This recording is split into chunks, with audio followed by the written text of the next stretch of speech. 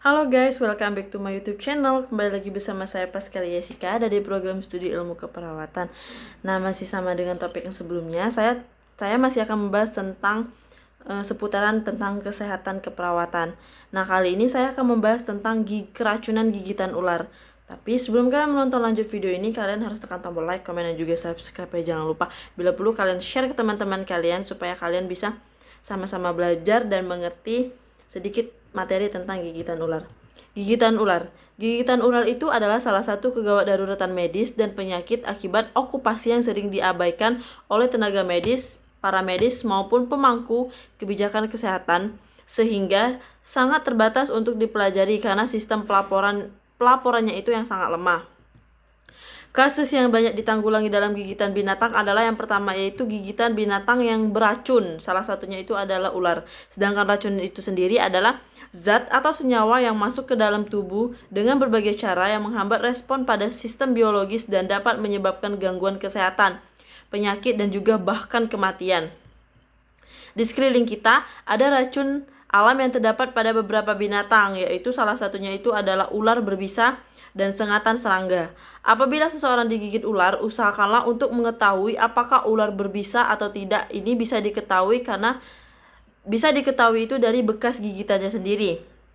Ular tertentu yang tidak berbahaya sering dianggap oleh penduduk sebagai ular yang berbisa. Ular sanca dan ular kobra sejenis ular sawah itu bukanlah ular yang berbisa seperti yang sering dipikirkan orang.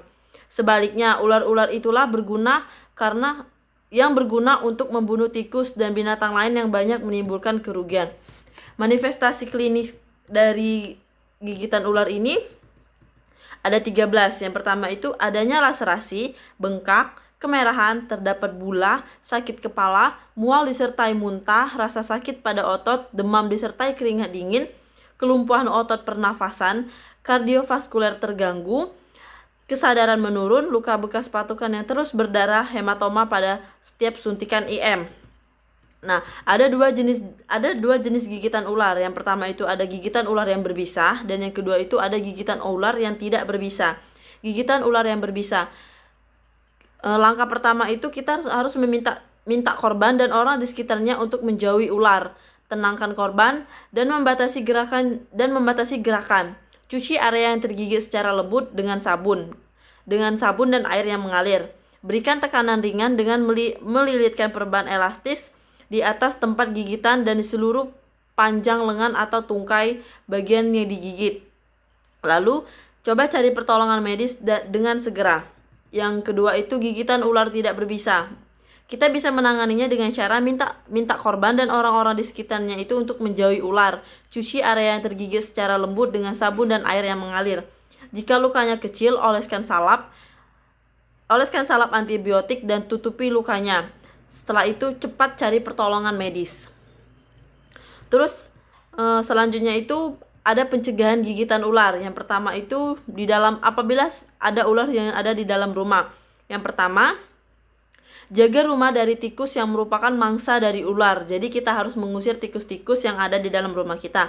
Yang kedua itu, jangan memelihara hewan ternak yang merupakan mangsa ular, seperti misalnya itu ayam yang berada di dalam rumah. Jadi apabila kita memelihara ayam, usahakan ayamnya itu memiliki kandang di luar rumah atau jauh dari rumah. Yang ketiga itu, hindari untuk membangun rumah dengan konstruksi yang akan memberikan tempat persembunyian itu untuk ular. Misalnya, jerami dengan atap terbuka, dinding jerami dengan celah yang besar, serta lantai yang tidak tertutup dengan secara sempurna.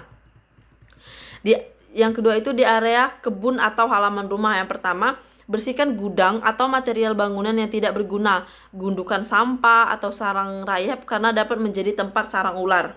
Yang kedua, tempatkanlah lumbung padi jauh dari rumah agar tidak menjadi sarang ular. Ketiga, kolam atau kubangan air dapat mengundang katak yang menjadi mangsa ular. Yang keempat, dengarkanlah binatang liar atau peliharaan, biasanya hewan lain akan berisik akan kehadiran ular. Yang kelima itu, gunakan alat pencahayaan misalnya senter saat berjalan keluar rumah atau pergi ke WC saat malam hari atau bersantai di depan rumah. Jadi jangan tempatnya itu jangan terlalu gelap. Yang selanjutnya itu ada penata laksanaan gigitan ular di rumah sakit. Yang pertama itu memonitor tanda-tanda vital, irama jantung, dan saturasi oksigen secara ketat dan awasi adanya tanda-tanda kesulitan menelan atau insufisiensi pernafasan. Yang kedua, mula-mula obati shock dengan resusitasi cairan kristaloid menggunakan cairan isotonis. Jika hipotensi masih menetap, coba berikan albumin 5% vasopresor. Yang ketiga, mulailah pencarian antibisa ular spesifik yang sesuai untuk semua kasus gigitan ular berbisa yang diketahui jenisnya. Keempat, adanya bukti keracunan bisa ular secara sistemik, gejala sistemik abnormalitas laboratorium, dan kemungkinan tanda lokal progresif yang signifikan adalah indikasi untuk pemberian bisa ular. Yang kelima itu, pemberian antibisa ular sebaiknya dilanjutkan sampai korban memperlihatkan perbaikan yang pasti atau yang positif. Tetapi neurotoksiktosis akibat gigitan seekor ular, misalnya ular kobra, lebih sulit disembuhkan dengan menggunakan antibisa ular. Diperlukan intubasi pemberian lebih banyak antibisa ular biasanya tidak dapat membantu. Yang keenam itu, jika terdapat resiko alergi yang signifikan, pasien sebaiknya diberikan antihistamin IV, misalnya difenhidramin 1 mg per kilogram sampai dosis maksimal sebesar 100 mg. Ditambah dengan simetidin 5-10 mg per kg sampai dosis maksimal sebesar 300 mg.